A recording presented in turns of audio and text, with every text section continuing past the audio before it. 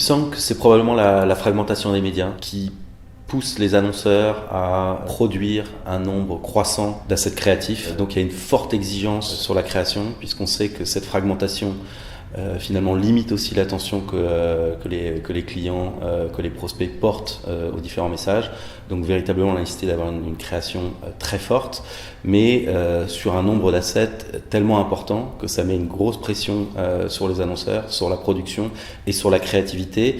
Et ça amène un problème de cohérence sur les discours des marques. Plus il y a d'assets, plus c'est compliqué de s'assurer que l'ensemble du discours de la marque est cohérent. Et on sait que s'il y a un manque de cohérence, il y a aussi un manque d'émergence et un manque de compréhension des messages des marques. Le plus grand enjeu, je pense, c'est de garder un œil de client. J'ai été pendant plus de 10 ans à la direction marketing, directeur marketing d'Eurostar.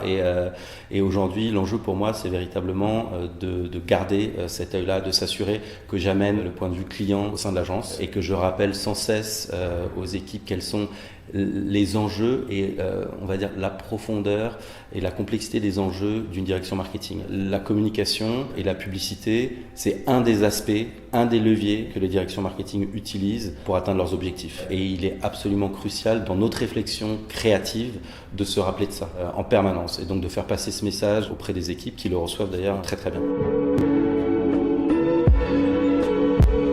Introduire la data dans la réflexion, ça me semble effectivement crucial et encore une fois, je pense que c'est au cœur de la relation entre l'agence et le client.